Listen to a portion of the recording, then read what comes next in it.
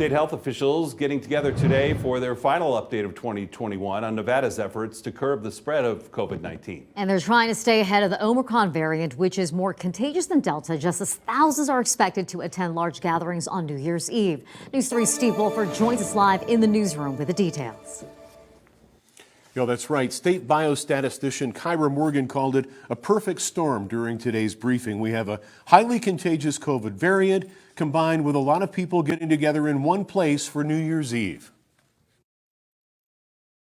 We don't have, the controls that we had in place this time last year, as far as, business restrictions and, things to try to keep people from gathering in large groups. That's why state biostatistician Kyra Morgan says the Omicron variant, as in other states, is expected to overtake Delta as the dominant variant in Nevada.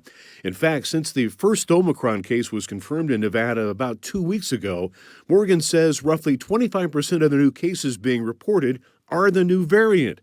That's why the governor's panel continues to encourage vaccinations, boosters, and mask wearing as the best ways to curb the spread of COVID.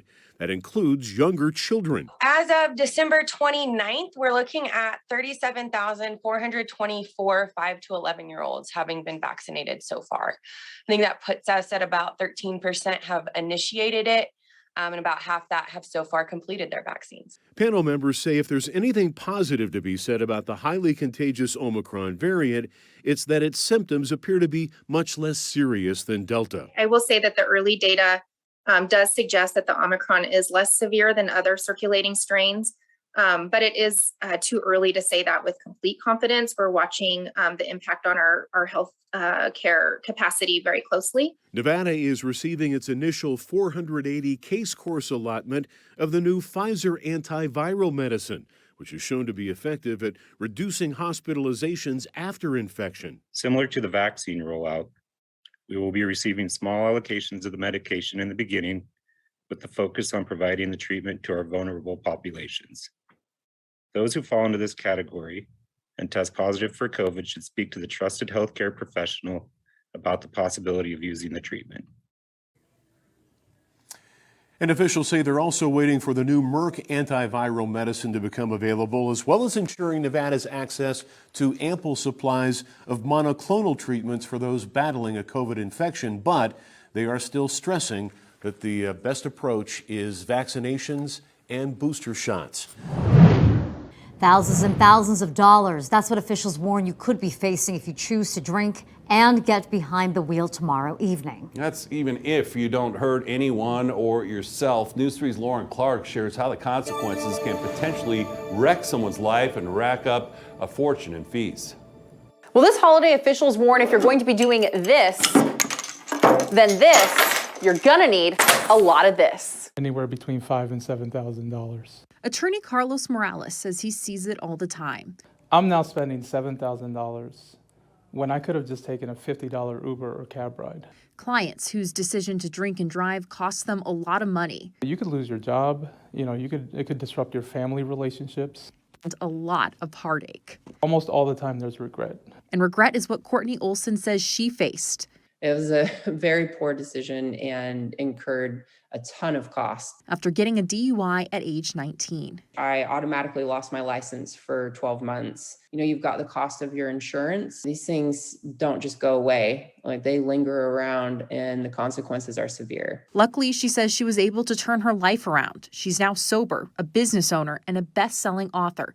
But she warns that decision could impact your life forever. Just call Uber. There's no excuse. And with more cops on the roads, retired NYPD and Henderson police officer David Kohlmeyer warns the risk isn't worth it. The bottom line is you're going to wind up getting arrested. You're going to have to go through the court system. You're going to go to jail. Your car's going to get towed. It's going to cost you money. The process will take 6 months to a year, year and a half. Not to mention, he says, the ultimate cost, taking an innocent life. Jail time is a real thing. It's a real threat. Which is why Carlos says, unless you're being quoted $7,000 for an Uber ride, which isn't going to happen, just take the Uber ride.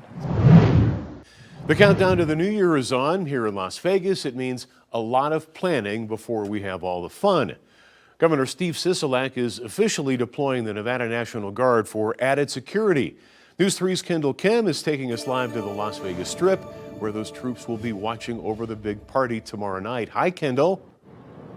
Hi, good afternoon, Stephen. You and I have gone live from Las Vegas Boulevard, oh my goodness, countless of times. So I can confidently tell you that for Thursday afternoon, it is looking a lot more crowded out here than it normally would. As you can see, a steady flow of people making their way along the Las Vegas Strip. As I speak right now, many of them, I'm sure, here to ring in the new year, Las Vegas style. Now, the party goers won't be the only ones out here. Soldiers, as Steve pointed out, have also been deployed by our governor as an added effort to keep everyone safe. Starting with safety, more than 100 National Guard soldiers are now set to be here on the Strip, helping out with crowd control. The governor meeting with those soldiers today, going over official plans to get these guardsmen and women ready for the big crowd. Now, the Nevada Guard is called to duty for local New Year's Eve celebrations each and every year, with officials stressing that there is no specific threat here, only saying that their added presence is for more security.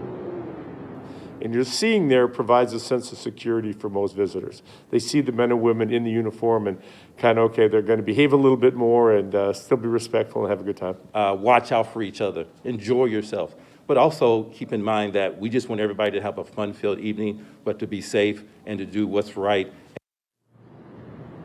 Now, in this day and age, along with safety concerns, does come the conversation with COVID-19. So mask mandates are definitely going to be enforced in the inside casinos and parties inside our local properties as well. If you are going to be heading down to the Las Vegas Strip, the rules here: no glass or metal containers, no coolers, strollers, or large bags. They're also going to be shutting down the freeway off-ramps to the Las Vegas Strip. That'll be 6 p.m. tomorrow night. We've got all the details on our website. That is news3lv.com. And as Steve, as they send it back over to the studio, seeing lots of California and Arizona license plates driving on the Las Vegas Strip behind me.